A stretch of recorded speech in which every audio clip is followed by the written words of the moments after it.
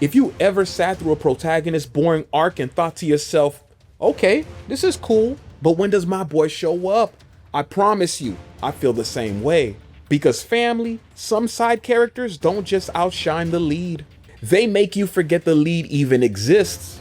Gigi from Dandadan became a strategic genius while still acting like a clown. Zoro in One Piece absorbed every drop of his captain's pain and dismissed it like it was nothing. And Gojo in JJK had it even worse. His absolute strength destroyed the only friendship that mattered to him. These aren't supporting acts, these are straight up hijackings. Let's start with the guy who went from comic relief to a tactical nuke. Gigi showed up as Momo's childhood friend who moved away and came back with a ghost problem. The evil eye haunting his house put his parents in the hospital, and Gigi walked into the ISA residency looking like a complete goof. But family, that goofball carried genius level potential under all that enthusiasm. Grandma Seiko taught him Kai control so he could keep the evil eye from running wild. At first, his palm waves could barely knock back a target. But during the Kerr invasion, Gigi named his technique the Evil Gun.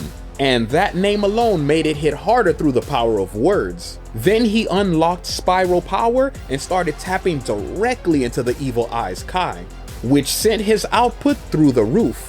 When Takawasa tried to drain his energy, Gigi overloaded the alien suit on purpose because his Kai reserve was just that deep.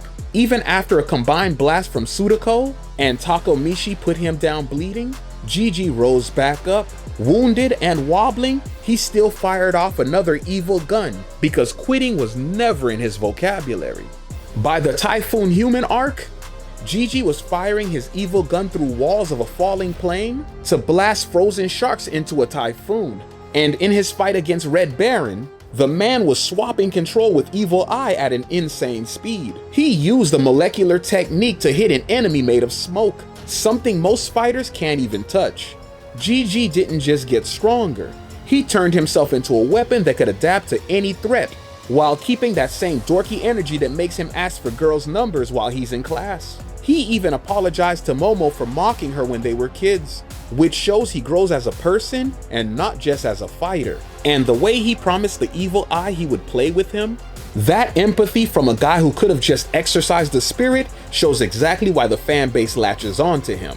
That contrast is exactly why fans love him. He feels like the guy you know in real life who cracks jokes 1 minute but would save your life the next. His growth never felt handed to him. He trained, he suffered, and he turned a curse into a toolkit. Gigi proved that relatability plus raw progression will hijack a story faster than any born talent. But Gigi had supernatural help. Zoro had nothing but pain and refusal. Before Luffy ever recruited him, Zoro was already a legendary bounty hunter in the East Blue. He chose to follow a rubber boy who can't read maps. And that chosen loyalty hits different. Zoro's entire existence is built on a promise he made to Kuina over her grave. He swore he would become the world's greatest swordsman, and he strapped her blade, the Wado Ichimonji, to his hip as proof. At the Baratie, Mihawk was carving Zoro up with a small knife. Zoro was pierced through the chest, but refused to fall backward. A swordsman never shows wounds on his back, because a swordsman never retreats. That loss turned into his foundation. By Alabasta, he learned to hear the breath of things that don't breathe, and he cut through Mr. One's steel body. At Thriller Bark, Bartholomew Kuma transferred all of Luffy's accumulated pain and fatigue directly into Zoro. The amount of suffering was enough to kill a normal person several times over. Zoro took it. He stood there bleeding from every pore, barely conscious. And when Sanji asked what happened, he looked at him and said, "Nothing happened." 2 words. That is the entire emotional world of Zoro compressed into a sentence. He absorbed his captain's suffering so Luffy could keep sailing. And he never wanted credit, sympathy, or even acknowledgement. After 2 years training under Mihawk, Zoro came back different. He split Pika's mountain-sized body at Dressrosa. Then in Wano, he received Enma, the same blade that once wounded Kaido. That sword actively drains the user's haki. but Zoro tamed it and turned it into a black blade during his fight with King. He revealed Conqueror's haki infused into his 3 swords, and cut through a Lunarian who was supposed to be nearly invulnerable. His bounty jumped to over 1 billion berries. And family, Zoro didn't stumble into any of this. While the rest of the crew was sleeping, he was lifting weights or swinging his swords. Mihawk's training wasn't some friendly mentorship.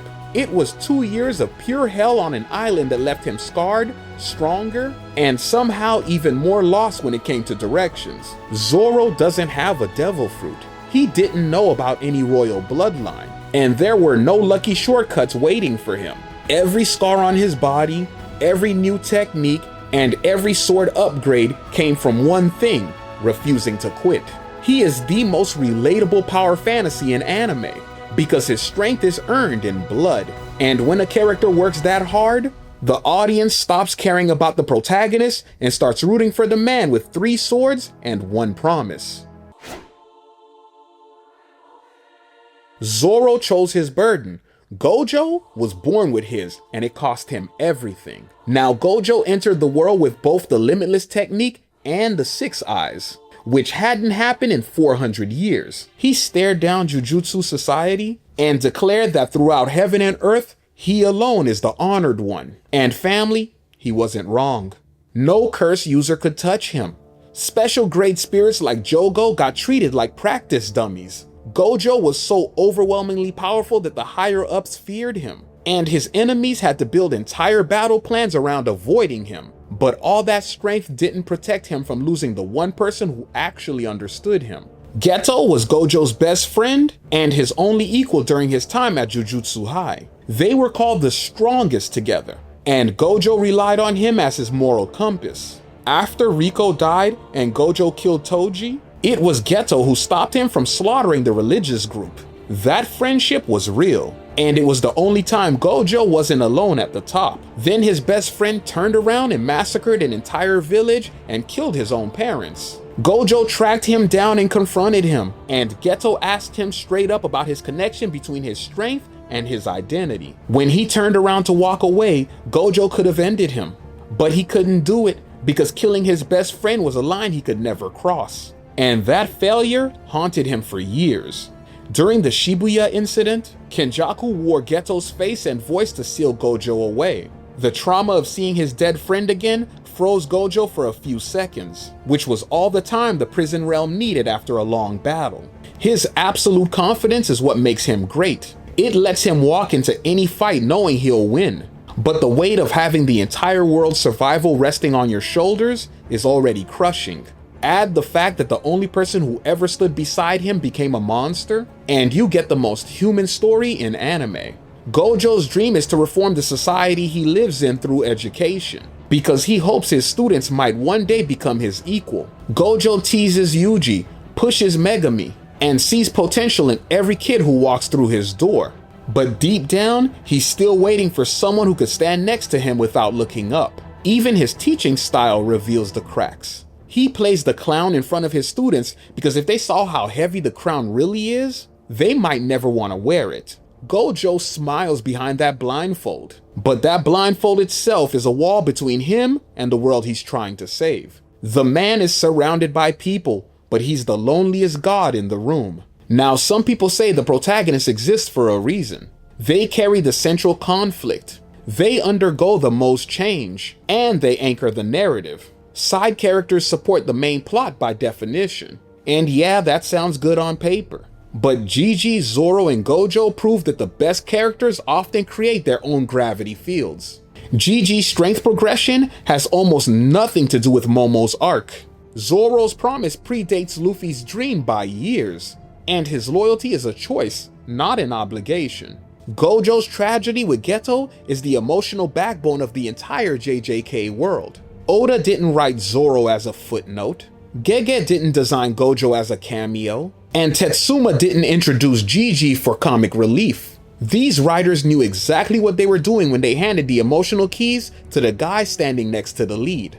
The official popularity polls and the merchandise sales don't lie. Fans cosplay these characters at a very high rate. They quote the side characters, debate their power levels, and cry at their losses. That is not support. That is a hijacking. But now let's dive deeper into the suffering of a character by clicking on that video that just popped up, and we'll talk about it when you get to the next one.